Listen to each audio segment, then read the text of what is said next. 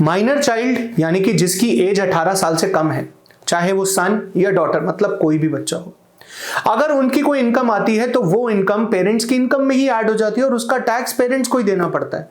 लेकिन कौन से पेरेंट की, मदर या फादर, या फिर जो वर्किंग है वो, और अगर दोनों वर्किंग हैं तो किस पेरेंट की इनकम में वो इनकम ऐड होगी? ये एक बहुत बड़ा क्वेश्चन है ऑलमोस्ट सब बंदों के माइंड में जिनके पास माइनर चाइल्ड की कोई इनकम आती है।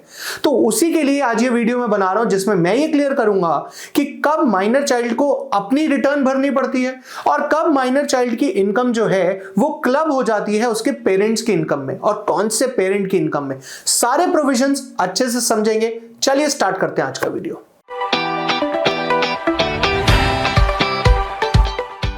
नमस्कार दोस्तों, मैं सीए रोहित सेठी टैक्स फैक्टर इंडिया की इस वीडियो में आपका स्वागत करता हूं। दोस्तों, इससे पहले मैं आपको यह समझाऊं कि माइनर की इनकम पे कौन टैक्स पे करता है, किसके ऊपर वो टैक्स का बर्डन आता है, उससे पहले यह समझना जरूरी है कि माइनर को इनकम जनरेट कहां से हुई है। पहले बात करते हैं माइनर को इनकम जनरेशन के बारे में। माइनर को इनकम जनरेट हो सकती है या तो उसके अपने टैलेंट की वजह से, जैसे आपने देखा होगा कि एक सीरियल आता है तारक मेहता का उल्टा चश्मा, उसमें बड़े सारे बच्चे रोल लेते हैं। तो वो सभी बच्चे जो हैं वो अपनी मेहनत से, अपने टैलेंट से, अपने स्किल्स से पैसे को अर्न कर रहे हैं। ऑब्वियसली उनको कुछ ना कुछ पैसा मिलता है, तो वो पैसा जो वो अर्न कर रहे हैं अपने टैलेंट से और स्किल से, उस केस में टैक्सेशन अलग होता है, उस केस में रिटर्न्स अलग होती हैं। लेकिन कभी कभी ऐसा होता है जब पेरेंट्स अपनी प्रॉपर्टी या अपनी कोई इनकम डेविएट कर देते हैं, डाइवर्ट कर देते हैं अपने बच्चे के नाम पे, तो उस केस में जो टैक्सेशन और सिस्टम होता है वो अलग होता है। सबसे पहले बात करते हैं कि जब वो अपने टैलेंट से अर्न करेगा तो क्या होगा।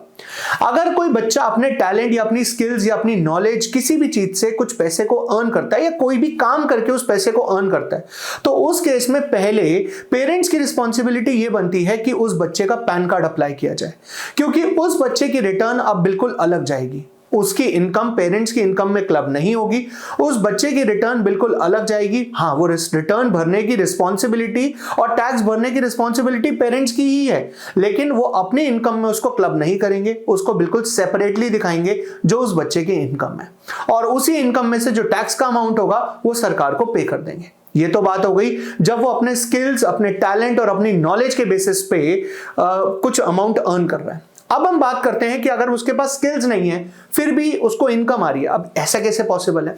लेट्स से जैसे मैं हूं, मैंने अपने माइनर सन या अपनी माइनर डॉटर को एक प्रॉपर्टी ट्रांसफर कर दी, और उस प्रॉपर्टी को ट्रांसफर करने से उनको रेंट रिसीव हुआ। अब रेंट रिसीव्ड, देखिए सिंपल सी बात है, अगर रेंट रिसीव हो रहा है तो किसको रिसीव हो रहा है? ओनर को, और ओनर कौन है? मेरा माइनर सन और मेरी माइनर डॉटर।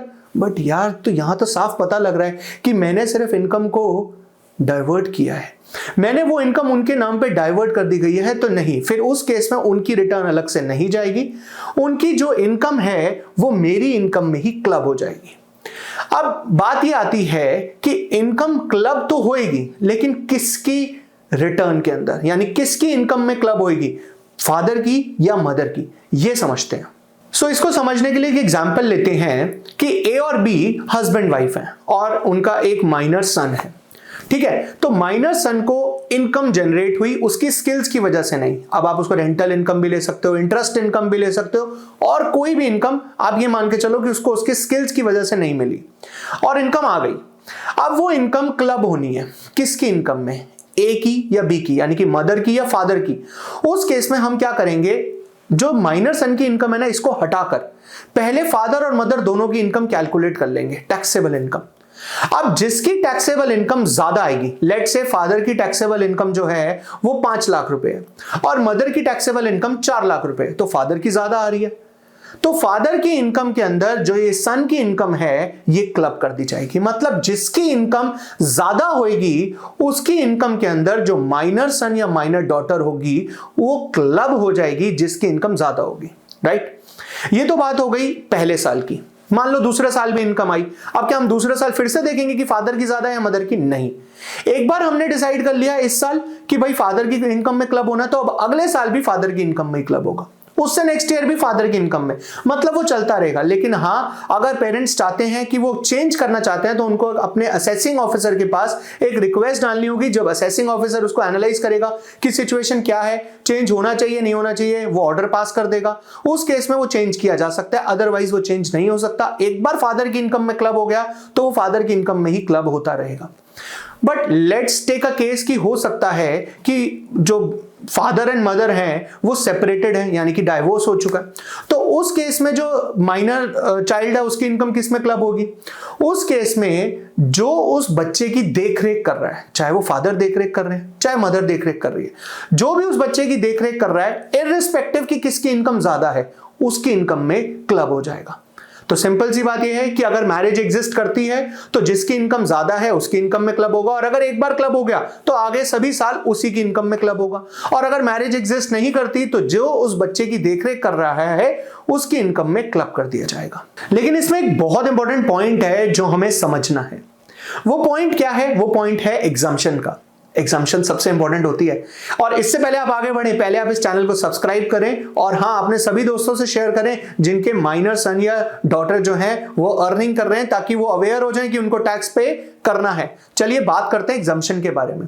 अगर हम एग्जम्पशन की बात करें तो जो भी इनकम में क्लब होगी, चाहे वो फादर की इनकम में चाहे मदर की इनकम में, जो भी सन या डॉटर की इनकम को क्लब करेगा, ध्यान से सुनिएगा प्लीज, जो भी उस इनकम को क्लब करेगा उस पर्सन को 1500 रुपए की एग्जम्पशन मिलेगी। 1500 रुपए पर मंथ नहीं बोल रहा, 1500 रुपए साल का बोल रहा हूं। तो इसका मतलब सीधी सीधी बात यह हो गई कि क्लबिंग प्रोविजंस जिसकी रिटर्न में लग जाएंगे उसको 1500 की एक एग्जम्पशन मिल जाएगी। लेकिन एक बात ध्यान रहे, अगर आप इनकम जो क्लब कर रहे हो वो 1300 है तो एग्जम्पशन भी 1300 मिलेगी।